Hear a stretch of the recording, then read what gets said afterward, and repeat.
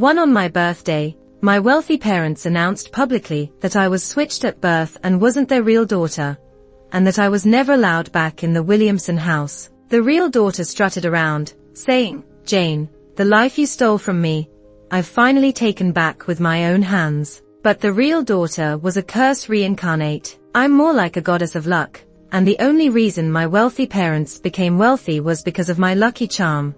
I was dragging a suitcase through the pouring rain at night, stumbling with every step. My eyes were filled with a mix of emotions. Today was supposed to be my birthday. Yet, I was the pathetic one being betrayed by both family and boyfriend. I'll never forget how, on my birthday, my wealthy mom and dad hugged their real daughter. "You're not our daughter. Get out of our house." My boyfriend was no better, clinging on to his wealthy girlfriend. "Lisa is the woman I truly love. Let's break up." I couldn't process getting hit by both of these blows at once. Jane, my friend Mary, found me, dressed in her pajamas and driving a used car, just as I was pondering life at a bus stop. "Come on, hurry up. If the water keeps rising, this junk car of mine will stall again." Mary hollered at me, snapping out of my daze.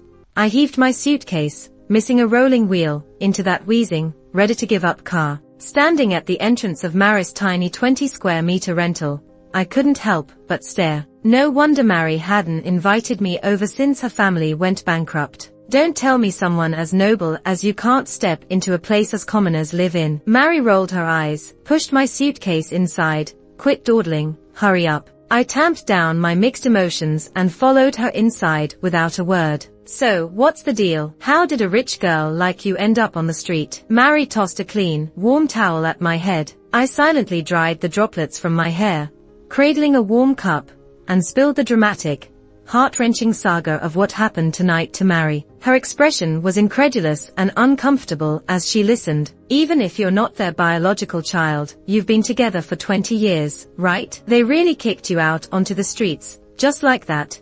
Even I found it hard to believe, and this was happening to me, after all. It left me so shocked.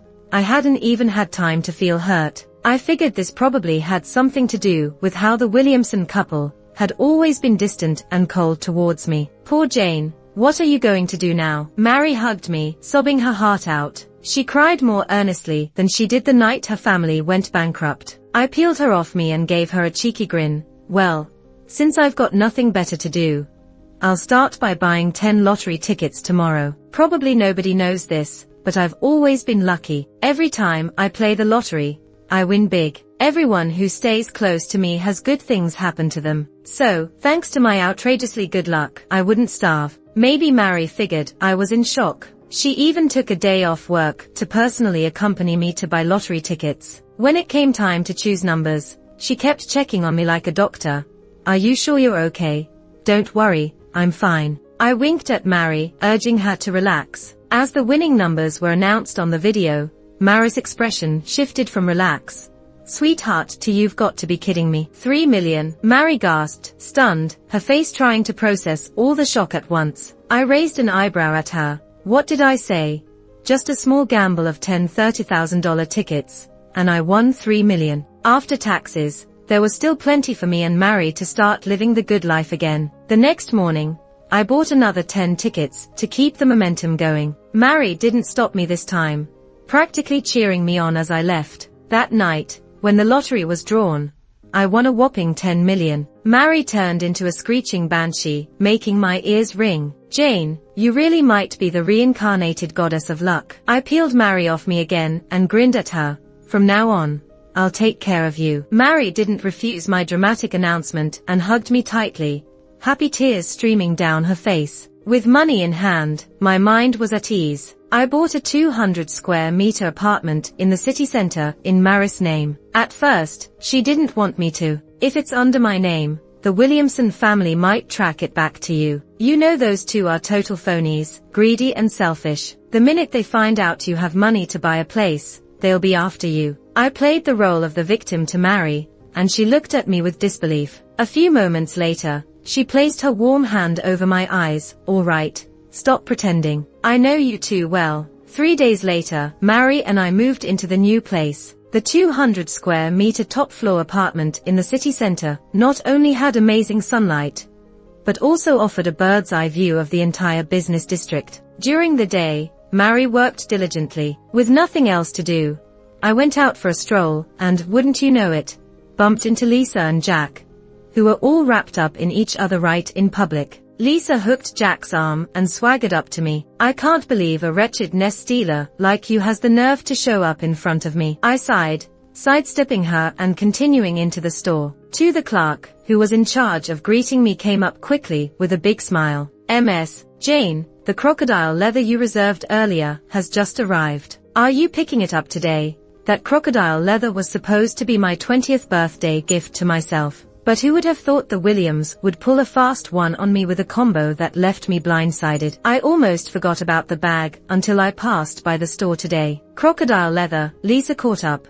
her lips curling into a sneer, her eyes filled with malice and mockery. "Are you really an employee at a luxury store and still can't see the obvious? Are you blind to her shabby look? Jane's not the young lady she once was."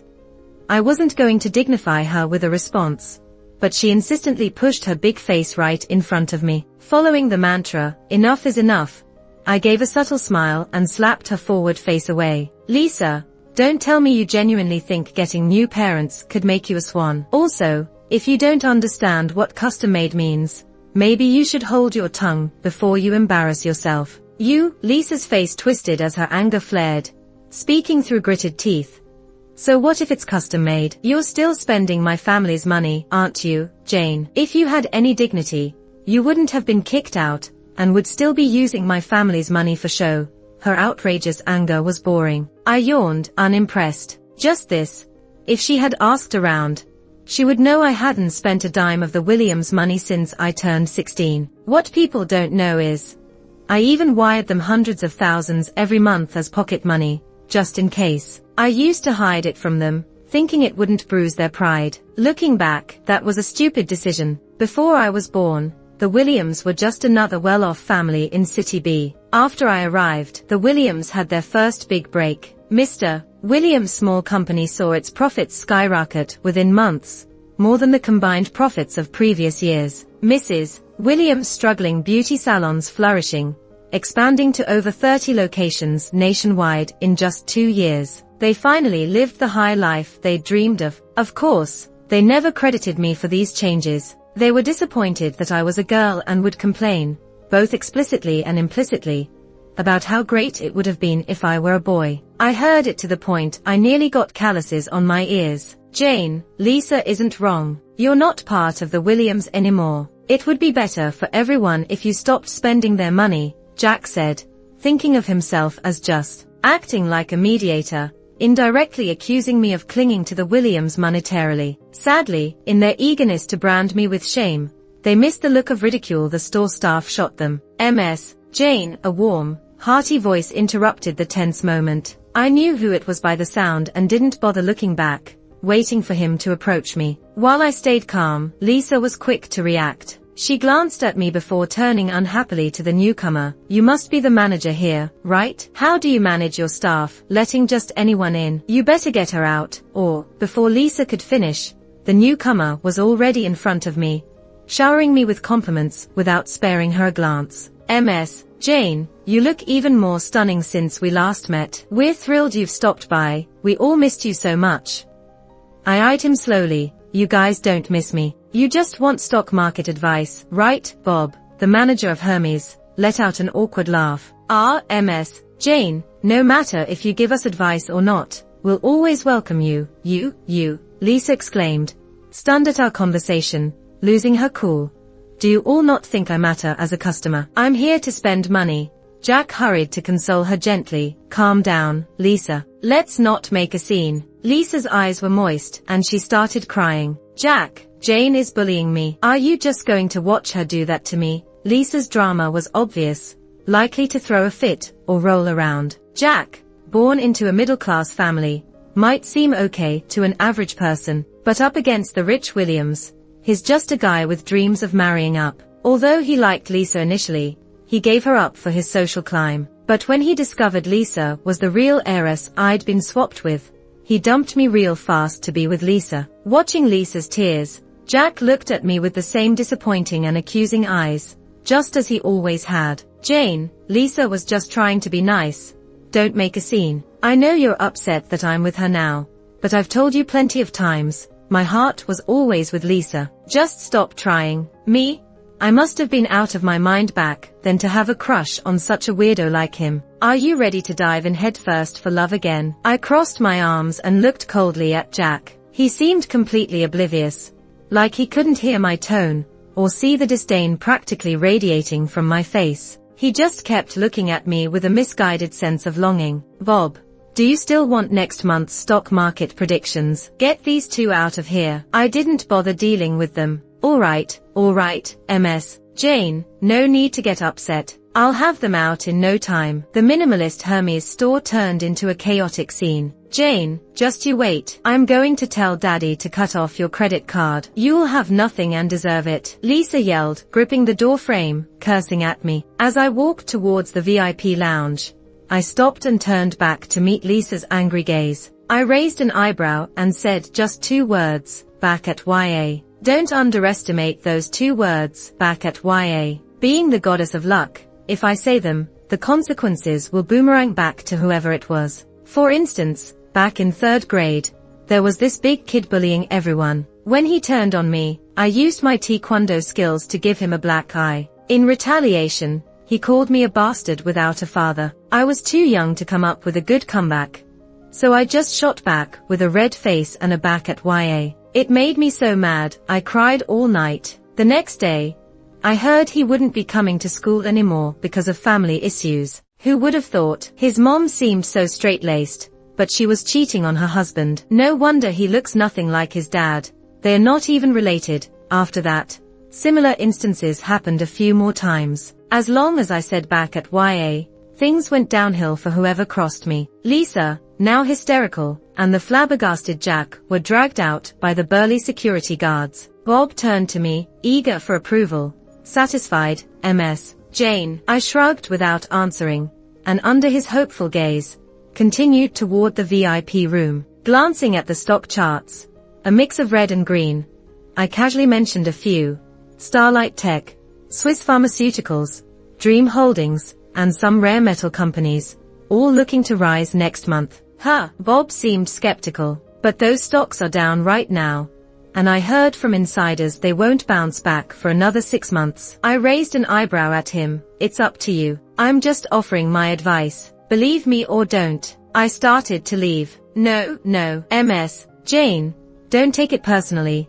Bob hurried to keep me. Of course I trust you. Without your golden insights, I wouldn't have my fortune. Settling back into my seat, I tapped on the table. Bob quickly understood. White tea, coming right up. The fragrant white tea was soon served. It's not the most expensive tea, but since it's my favorite, Bob prepared it just for me. Bob came in with the tea, his usual jolly demeanor intact. So, same as before. Profits split 50-50. MS. Jane, not to pry, but, what's the deal with you and the Williams? Setting down my cup, Bob hesitated with curiosity. I chuckled, tracing a circle along the cup's rim with my finger. This old guy probably wants to know who to give special treatment to. When the Williams come, should I treat them like family, or just like any other customer? See, he's a seasoned luxury store manager. Draining my cup, I raised my eyebrow. From the start, you shouldn't have treated them so well. Bob immediately gave a knowing nod.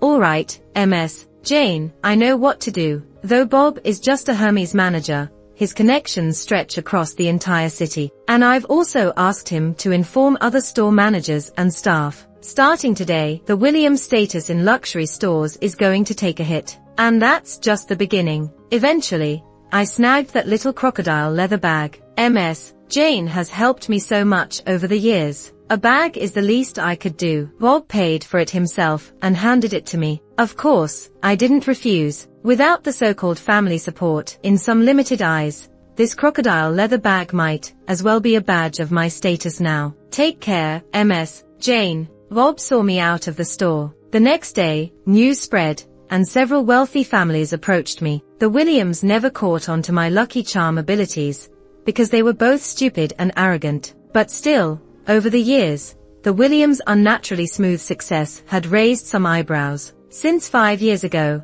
I knew some people in the city had been investigating them, trying to uncover their secret to good fortune. And soon enough, some connected their rise to my presence. I went with the flow and became a shadow consultant for a few public companies. MS, Jane, we were hoping to treat you to dinner. Do you have time today? The phone rang. It was a secretary from one of the companies, but I had already promised Mary to have dinner together, so I politely declined. No can do, gotta have dinner with my BFF tonight. Alright, I'll ask again another day. The secretary's regretful voice hung up respectfully. I got a few more calls later, and used the same excuse for all. 4 rejected all sorts of requests from quite a few people. What I need to do now is just sit tight and choose the most suitable partner from these contestants. Jane, Mary came home surprisingly early today and even brought back a cake. Even though your birthday was a few days ago, it's never too late for a cake, right? Oh, it's definitely not too late. I took the cake and asked her, what happened today to put you in such a good mood? The smile Mary had been holding back burst at the seams. She hugged me tightly. Jane, I got a promotion and a raise. Remember I told you I worked day and night on that proposal? It was deliberately held back at the company because some people didn't like me. Guess what though? She leaned her head on my shoulder, whispering non-stop. Turns out my proposal accidentally got sent to the boss along with other documents. When the department manager called me to see the boss, everyone thought I was in trouble. Instead, the boss praised my work and gave me a promotion and a raise. Mary, who had left a mark on her cheek from too much smiling, suddenly sat up, staring at me seriously. I was confused, about to ask, but she hugged me tight again. Mary shouted loudly in my ear, even without any proof, I'm sure it's my lucky charm, Jane, who blessed me. I laughed and gently removed her arms from me. It was your talent that seized the opportunity when luck came your way. Mary thought for a moment, then agreed with me. You're right, I'm just that good. Since Mary's promotion and raise, my lucky charm seemed to switch into high gear. After her promotion, sales under Mary's watch skyrocketed. She completed her yearly KPI targets 3 months early. The boss, ecstatic, promoted Mary to department manager. As for the old manager who disliked her, Jane, you should have seen his face, turning all red and angry as if he was about to explode. Jane, you're my lucky charm. Mary was flying high, her voice practically floating. I gratefully accepted her compliments. Just as she finished speaking, my phone rang. Seeing the name on the screen, I suppressed my smile. I need to take this call. I excused myself, phone in hand, and went to the balcony. Closing the balcony door behind me, I picked up the constantly ringing phone. Jane, Mr. William barked the moment I answered, and I could just picture his furious face. Is this mess at the company you're doing? Holding the phone, my gaze drifted off into the distance, recalling the day I was kicked out of the William household. Is karma for betrayal really this swift? Lisa, cuddled by the Williams, wore a sweetness that masked malice. Jane, we ran a DNA test. Lisa is our daughter. Mr. William looked at me with not a hint of fatherly love. Mrs. William clung to Lisa, sobbing, never sparing me a glance. And then there's Jack, who stood behind the trio like a knight, glaring at me. Jane, let's break up. I've always loved Lisa. Watching their heartfelt performance, the scene was so entertaining I almost applauded. I scanned their faces until my eyes landed back on Mr. William. So, you're cutting all ties with me? Jane, Lisa protested, tears brimming, slowly moving towards me. I'm not here to ruin anything. I just want to be part of the family. Me, honestly, even if they hadn't said anything, I wouldn't want to stay here another minute. Jane, I know you never liked me because of Jack, but I never wanted to take anything from you, be it Jack or Mom and Dad. I can leave the house, even the city. If you don't want to see me, sure, go ahead, and just never show up in front of me again. I interrupted her, outrightly confirming it. Lisa was dumbfounded, her face slowly freezing like a palette splattered with paint. What nonsense are you spouting? Mr. William stormed up, slapping me across the face. Holding my swiftly swelling cheek, I smirked at him. Damn, it really hurt. Consider it repayment for raising me. Lisa is our daughter. You stole her life, and now you shamelessly want to kick her out. Do you have any conscience? Exactly. Mrs. William was crying on Lisa's shoulder. Jane, we have Lisa now. You no longer belong here. Pack up and leave now. My cheek throbbed like 1,000 needle pricks. Taking a deep breath,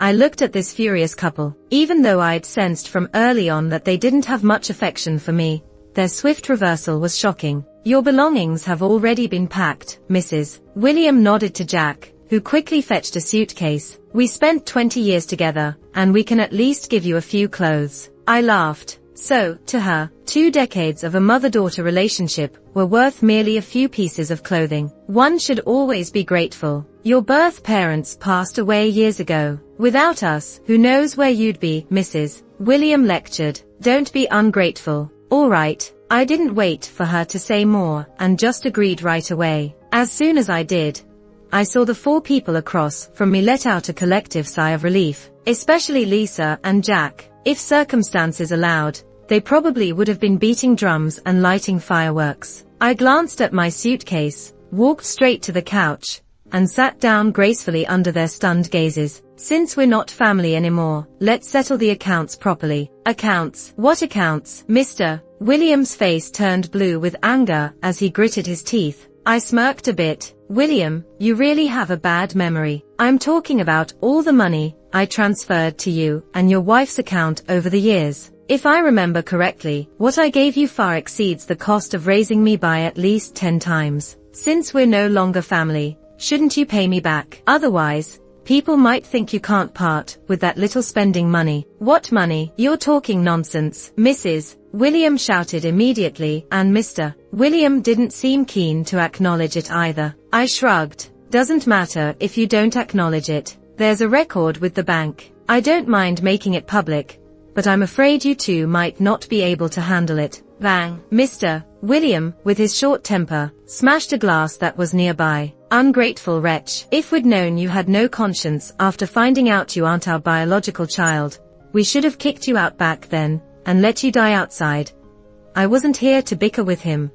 So I just pulled up the bank transfer details and gave them the total amount. 30 million. You can pay it all at once or in installments. Mr. William choked for a moment, his eyes glaring like a stranded fish, gasping for a while before he could speak. Lisa glared at me with hatred, like she wanted to skin me alive. As for Jack, after hearing the William couple owes me 30 million, he only paused for a moment before quickly adjusting his expression, oddly looking at me with some sort of deep affection. Gross. If you can't come up with the money right now, I can give you a week. If the money isn't in my account by then, who knows how many people these transaction screenshots will reach. With that, I didn't bother speaking to this selfish, hypocritical room of people any longer. I grabbed the suitcase they kindly packed for me and left the Williams villa without looking back. All that was left behind was chaos. The memory of Mr. Williams' angry roars merged with the frantic questions in my phone call, now becoming one. Jane,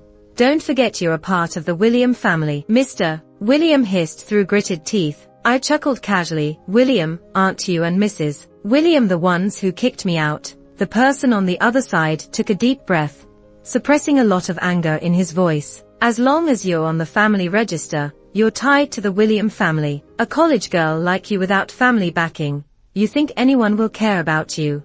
I just had tea with the CEO of Starlight yesterday. If you're curious, William, why not call and ask? The Starlight Group, in terms of size and foundation, is not something the William Group can compare to. Over the past few years, Mr. William had tried to connect with Starlight several times, only to be rejected every time. He couldn't even meet Logan, the CEO, or his secretary. You know Logan. Mr. William sounded excited and naturally ordered me.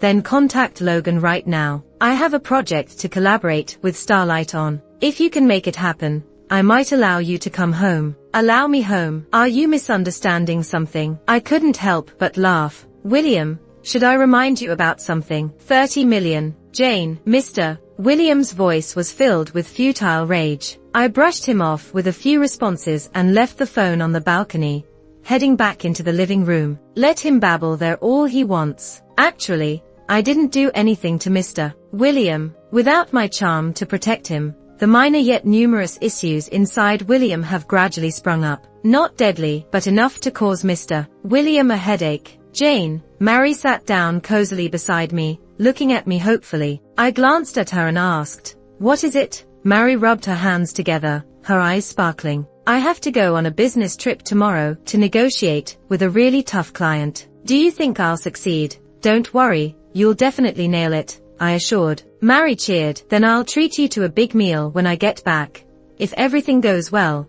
The next morning, Mary dashed out with her suitcase to catch her flight like a whirlwind. As I was getting ready to leave, a rapid knocking came from the door. Before I could get to it, the person outside shouted, "Jane, I know you're inside. Open the door. You thankless child, we raised you, and you're going to stab us in the back. Play dirty tricks. You're not our blood, and you're really heartless. Luckily, we've recognized Lisa back. Otherwise, you'd have destroyed us, Mrs. William screamed outside like she had lost her mind. I remembered her being overly concerned with appearances. She even made me kneel and apologize publicly to please some wealthy wife before. Standing by the door, I dialed Mr. William's number. What? His impatient voice answered. I placed the phone against the door, so he could hear his wife's tantrum clearly. If you can't get her to leave within 2 minutes, I'll see you at the police station. 6 Jane, she's your mother, for God's sake, Mr. William was yelling at the top of his lungs. I smirked, ignoring him entirely. You have 2 minutes. Crazy William's mom had been summoned back by a call from Mr. William. That got me out smoothly. I caught a cab to Starshine Group's HQ to meet Logan.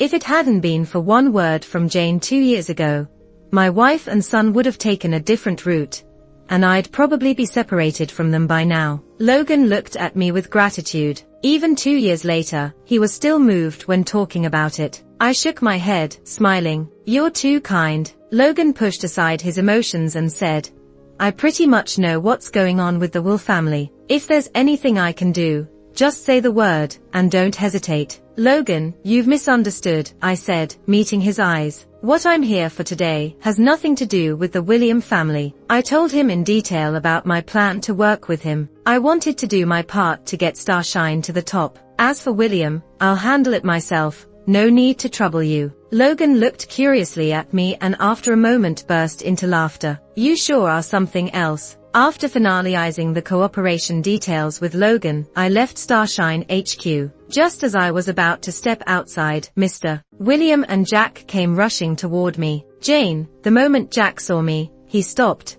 gazing deeply at me, even looking like he wanted to come closer. I couldn't help but roll my eyes and silently hoped he'd trip and fall. And then, as if on cue, Jack stumbled, landing flat on the ground like a pancake. I swear, I didn't mean to laugh, but it was just too hilarious. Mr. William gave Jack a dark look before noticing my laughter. You jinx, a bad seed. If it weren't for your tricks, the company wouldn't be where it is today. He spat, glaring at me. I grinned, thinking about the future of the William family ending up on the streets. You kicked me out, and by doing that, you lost all your good fortune and are even feeling its backlash. Mr. William, when your company goes bust and your whole family is homeless, I'll make sure to congratulate you personally. You, Mr. William glared at me, practically bursting with anger. Funny thing, it was their choice to kick me out, and now they're calling me ungrateful. Double standards much. You always knew, deep down, that all your success was because of me, but you didn't want to admit it. So then came Lisa. You couldn't wait to kick me out to prove your achievements were all your own, right?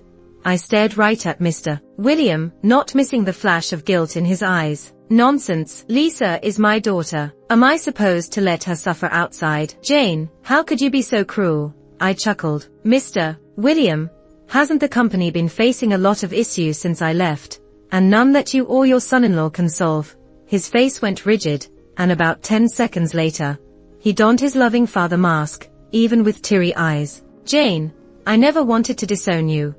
I just wanted to teach you a lesson, so you wouldn't be so stubborn. His act was truly something. He and Lisa are a real pair, aren't they? Jane, come home. Your mom and I miss you. We can be a family. 3 million. Cutting off his fake sentiments, I flatly stated. Mr. William was taken aback, momentarily speechless. Jack, following William's lead, spoke up. Jane, how can you talk to Mr. William like that? His family is facing all sorts of trouble. If you stop causing problems, I'm sure they'll welcome you back. I took a deep breath, wondering yet again what I ever saw in him. This way. Come on, guys. I nodded toward a group of security guards watching the drama unfold and motioned for them to escort the two out. "You, how dare you!" As Mr. William was dragged out, he screamed, but I just stood there watching the show. Suddenly, a voice chimed in beside me, and they had the nerve to discuss business with me. I turned to see Logan grinning. "I like your style, Jane. Ever thought about being my daughter-in-law?" "Her daughter-in-law, Logan, don't drive home tonight. Take public transportation. Bus, subway, cab, anything's fine." I noticed Logan's usual bright complexion seemed a little off today. Logan looked puzzled for a moment, then chuckled and said, "Thanks for the heads up, Jane." After Logan's warm invitation to his home, I stepped out of the Starshine building. Turns out, my hunch was spot on. 7 William Group's stock started plummeting fast, and multiple subsidiaries were facing issues like finance, operations, and product quality. In less than a week, about 70% of William's over 30 subsidiaries across the country went belly up. Thanks to my heads up, Starry quickly scooped up those subsidiaries. Even though they had shut down, with the right management, they could bounce back in no time. From when trouble began at William Group to when they were on the brink of bankruptcy, it was under a month. The timing of my departure from the William family was just spot on. Rumors about me being Lady Luck were spreading like wildfire. "Jane, even my boss was asking about you today." Mary, giving me the lowdown as soon as she got off work, said with a mysterious air. I raised an eyebrow at her. "And what did you tell him?" Mary instantly wore a smug look. "I told him I didn't know you, of course. Our boss can be unpredictably generous, but mostly a penny pincher. There's no way I'm letting Lady Luck fall into his hands. Just hoping he doesn't start making life difficult for me over this." Mary sighed dramatically and flopped onto the couch. I chuckled and reassured her. "Don't worry, with Lady Luck watching your back, it definitely won't be you paying the price. Oh darling Jane, I just love you so much." 3 days later, I got word that William had gone bankrupt. Not only were the company's assets frozen, but the mansion where I'd lived for 20 years was also up for auction. Since I had said I'd join them for a celebration, I figured I might as well make an appearance. The car stopped in front of the William residence, and as soon as I opened the door, I heard the uproar coming from inside the mansion. Sounded like Mr. William, Mrs. William, Lisa, and Jack were all in there. "Looks like I'm about to witness quite the drama today. This is all your fault. If we hadn't taken you back, how could my company have gone bankrupt?" Mr. William roared, immediately followed by a loud smack. The next second, I could hear Lisa screaming and hurling curses. "First, you called Jane a jinx, now I'm the jinx. Don't you think you're completely blameless?" Lisa, abandoning her meek and obedient facade, was now yelling at the top of her lungs at Mr. William. "You promised that once Jane was gone, I'd live like a princess, and all your assets would be mine. And look at us now." Lisa, being the gold digger she always was, had only played the obedient daughter because it was beneficial. Now that the William family was bankrupt, and she couldn't exploit them any longer, she dropped the act. "Lisa," Mrs. Williams' shocked voice rang out. "Lisa, when your father and I first found you, didn't you say you wanted to come with us regardless of whether we had money? You're the Williams for goodness sake. You've been on TV so many times, and done so many interviews. As if I wouldn't recognize you." I said those things to make them feel guilty. "Can't believe you guys bought it." Just from her tone, I could picture Lisa rolling her eyes. "You brat, is that how you talk to your father?" The shouting inside escalated to physical squabbles once again. "Jack, you're just gonna stand there while this jerk hits me. Get over here and help." To prevent any real harm, I called the cops and rang the doorbell. Ding dong. The doorbell interrupted the chaos inside. After a few minutes, footsteps approached the door. The door swung open, revealing Mrs. William looking worn out and disheveled. She stared at me for quite a while, unable to utter my name. "Long time no see, Mrs. William." Saying that, I sidestepped her and walked into the trashed living room. The house staff had all quit, leaving just those 4 with their own agendas. "Jane," Lisa screamed, her eyes red with anger, "William's bankrupt. Are you happy now?" I ignored her and turned to Mr. William, who had been glaring daggers at me since I walked in. "Mr. William, I warned you. Refusing that 3 million would be disastrous. Why didn't you believe me? My previous advice never steered you wrong." Mr. William was panting heavily, his eyes so bloodshot they looked like they might bleed. I raised you, and you're still this ruthless, he growled. Your skills have always been poor, and you're a control freak. The only reason William ever got this big was pure luck.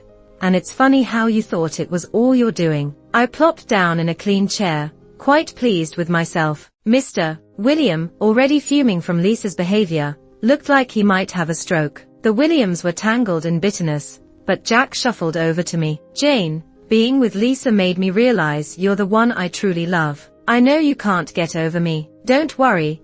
I forgive your past irrationalities, and am willing to give us another chance. With that, Jack tried to grab my hand. What is wrong with him? I quickly dodged his grasp, and slapped him hard across the face. Get out. Jack stood there, dazed, with no idea how to react. Jane, you witch. Seducing Jack again. I'll take you down. Jack's sudden confession completely unhinged Lisa, who was already hanging by a thread. Her eyes filled with venom as she glared at me, but just as she was about to charge, she slipped and crashed face first onto the floor. My face ate. Lisa fell to the ground, her face cut by shattered glass, and let out a scream like a stuck pig. Mr. and Mrs. William were still fighting over a headpiece, and Jack was just standing there in a daze, not moving at all. These people, who should have loved her the most, they all abandoned her at the same time. The police arrived quickly. Seeing Lisa's condition, they stopped the Williams from fighting and called an ambulance for Lisa. A cop asked me what my relation to the family was, and I told him straightforwardly, just a neighbor. I heard the commotion this morning and worried something might happen, so I called the cops. Turns out, I was right to do it. The cop asked me a few more questions, before taking everyone back to the station. As I left the William house, I got a call from Bob. MS, Jane, it's going up, it's going up, it's going up. Xing Farmer and those rare metals have hit the limit. He sounded so excited. He must have made quite a bit. I've already transferred the money to your account. Same split as before. When you have time, please let me know. I'd love to treat you to a meal. Sure, I agreed and listened to him shower me with compliments before hanging up. Just as I pocketed my phone, I got a text about the deposit. Seeing all those zeros, I happily put away my phone and headed home. As soon as I got home, I got another call, this time from Logan at Star. The project you mentioned is moving forward. If it goes well, the first profit can reach 500 million. Logan's kind voice came through the phone. I raised an eyebrow and chuckled. Don't worry, Logan, with me on the team, it'll definitely go smoothly. Then I'll count on your success, MS. Jane. Logan laughed. I was about to hang up when Logan added,